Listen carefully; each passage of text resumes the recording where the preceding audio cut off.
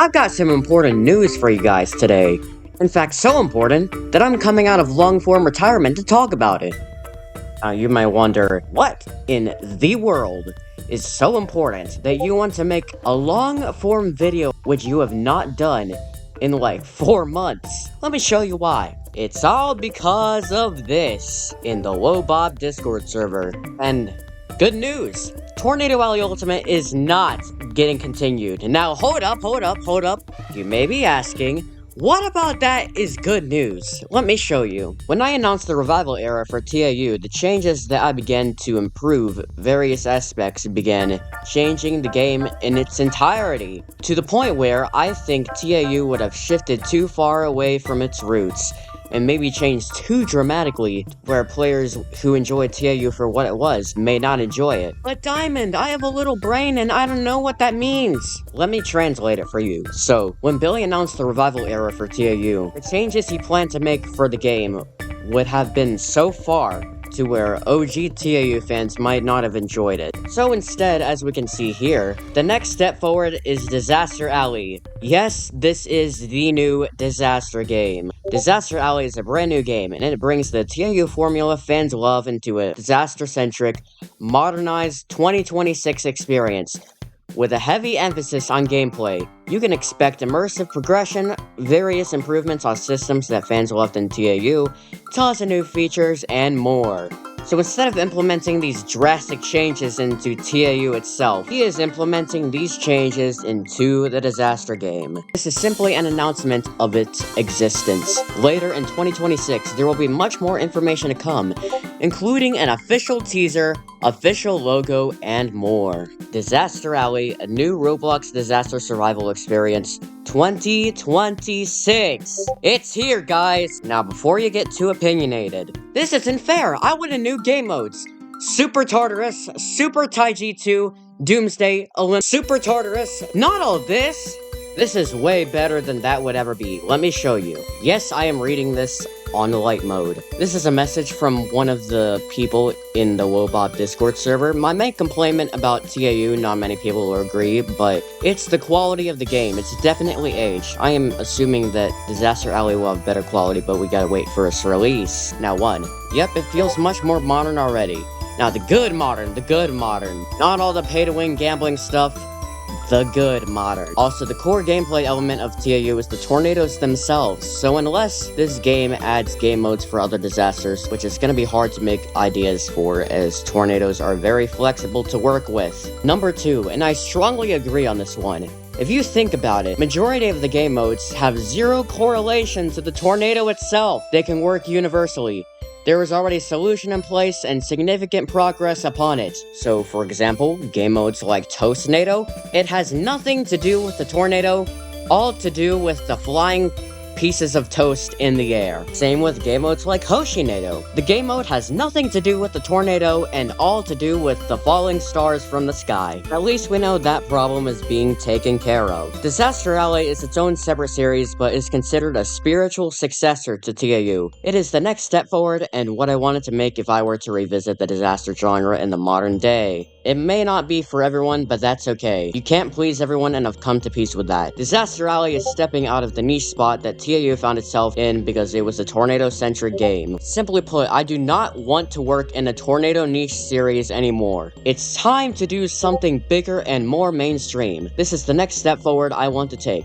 It's not necessarily a Tornadoalley series entry, it is more of its own world entry. I've had many years considering its game design, and the only way I would have returned to Disaster Survivals is if I could change things up and do something new and different. Won't be for everyone, but I think many will enjoy it and bring in tons of new players that TAU couldn't do due to its niche factor. Once again, I agree. Not everybody is looking for tornado niche games nowadays. That is why games like Natural Disaster Survival have been around for 17, almost 18 years. Dang, this game is old. And yet it still has 16.7 thousand players active. Meanwhile, games like Tornadoalley Ultimate have been around for 7, almost 8 years, and have 122 players active. This was one of the core problems with Tornadoalley Ultimate, at least in my opinion, and this is his approach of fixing it. No, this is just a copy of Disaster Warning. What the heck?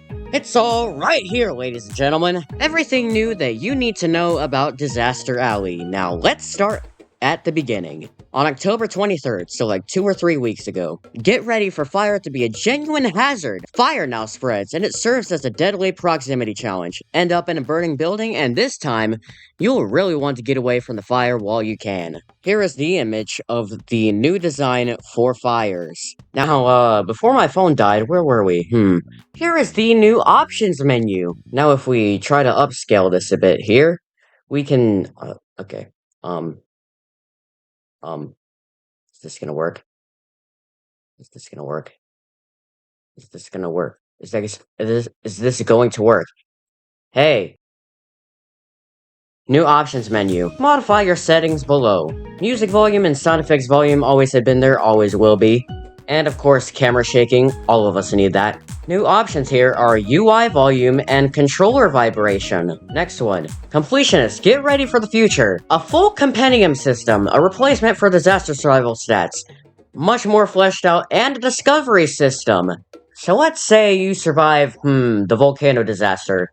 Okay? When you survive the volcano disaster, it is going to show up on this page, and you can likely read the name, all kind of stats. Really helps new players with understanding how the game works. Next. Here's the next one. We can see the new coins UI, the new wins UI, and the new survival streaks UI. This looks great. This looks amazing. What I want to focus on here, though, is the new survival streaks feature. Kinda explains itself. Whenever you survive so many times in a row without dying, you'll get to see your streak right here. This will encourage players to maintain their overall skill in the game. Get better at the game, set new records, all that good stuff. Quite excited for that one. Next one. This I'm not so excited about. Just added stamina to Disaster Alley Work in Progress. Now sprinting will need to be much more strategic. You know how in Tornadoalley Ultimate you can sprint infinitely? Well, that's not a thing anymore. With this new stamina feature, you'll have to be much more careful and strategic when managing your stamina. Side note, by the way, imagine somebody's trying to sabotage you in Weeping Angel and you're trying to outrun them. How awful would that be? Also, here's a follow-up to what I just said about, stamina. This is a treadmill found in the gym in Disaster Alley, a game about progression. Working out will permanently increase your stamina over time. All about progression and immersion. Lots of new features that have never existed before will arrive in this new disaster survival. So, now here is the new shelter in Disaster Alley. Now this will all make sense in a second. Okay, I just accidentally messed up the text, but while old players will easily be able to do this thanks to millions of coins, with fixed economy for new players, it will provide a good, steady progression system. New players will only have access to the first room and be able to perma-purchase new rooms with coins to expand their access to the shelter. Now, let me explain how the shelter works first, and then I'll come back to the, gym. We can see right here, there are multiple new rooms within this shelter. One of these, of course, would be the main living room, which you could buy access to for a measly 10,500 coins. So yeah, that's basically how the new shelter works. Now, let's go back to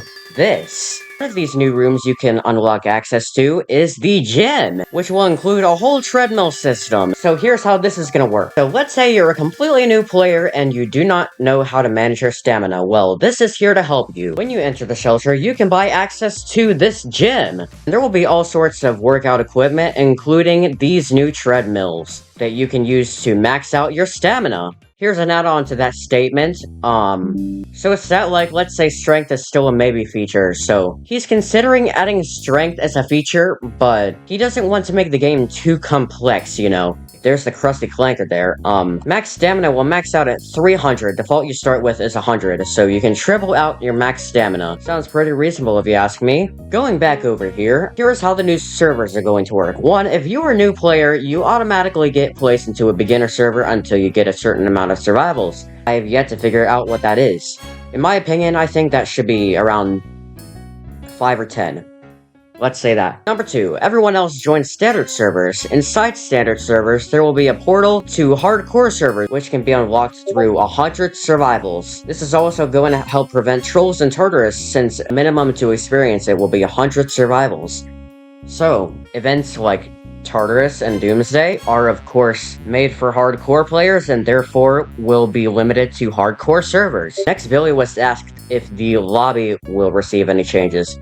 This is the one part I don't agree with. Getting rid of the fan art area and replacing that, but the lobby itself, as of right now, I like. They will probably put more in it. I'm a big artist myself, so to see this get torn away from me, kinda sad. I'm sure a lot of people will agree with me on this one. This is about items. I think I will likely make a compass, but once I redo the shop and overhaul the current accessories, effects, upgrades, all of those are going to be revisited and put into a whole new data structure. The OG one is terrible. I agree with this one. Again, first of all, the idea of a compass would be great for disasters such as hurricanes, oh yeah, and tsunamis, all that good stuff. Makes it much easier to navigate. And Billy wants to redo the shop and overhaul the current accessories, effects, upgrades. All of those are going to be revisited. Now, the thing I don't like about the shop is game passes. I think those are very pay to win. You basically can't survive without buying yourself a goblet and an elite coil, so I think game passes should be earned through survival streaks. So, for example, let's say you want the Unbreakable Bones game pass, so instead of buying this with Robux, which not everybody can afford, this instead could be obtainable through around like 250 survivals in a row. So, makes it fair for everyone, helps you get better at the game. Oh yeah, follow-up to that, the game is going to shift away from coils being a meta. I don't really need to explain this one, this is very self-explanatory. I'm sure everybody would agree with me on this one. Let's move on. Also, I'm going to replace the forecast UI with the new one meant for the disaster game. Now this is the disaster game, so let's see if I can... Okay, nope, changed my mind. I changed my mind, I take it back. We can see the new, players alive and players dead. Looks neat and organized. I think this should be a bit more saturated, though. Right here, we can see the amount of time until the disaster hits, so we'll actually know how much time we have before the disaster strikes, so we can go around the map looking for shelter keys, blood moon fragments, all that good stuff. Now, this isn't a major change, but I still think it's pretty cool. Good morning, everyone. Continuing work on the first quality of life improvements for post-Spookfest TIU, which is now Disasteralley. It's been an interesting journey so far. Lots of these systems I haven't touched in 5+ years, and now I'm completely rewriting them. This past day I've been working on the loot system, completely rewriting it. When you come across a loot item, it will be much easier to distinguish with this gold glow. So, let's say there's a blood moon fragment somewhere in the map. Something like that would be much easier to distinguish while quickly checking buildings for good loot. So, I really hope items like bats and fire extinguishers will have more of a use in the future. I just see them kind of pointless right now. Like, when's the last time you remember picking up a bat? Like, what would you need that for? Following up to the statement about loots, more UI improvements. I'm sure some of you recognize the UI from Socialize. Well, that UI actually originated from the new disaster game, not Socialize. Pretty cool look to it. And, last but certainly not least, is the new water mechanic in Disasteralley. So, we can see right here at the bottom, there is a visible breath meter, as well as water temperature. This can mean two things.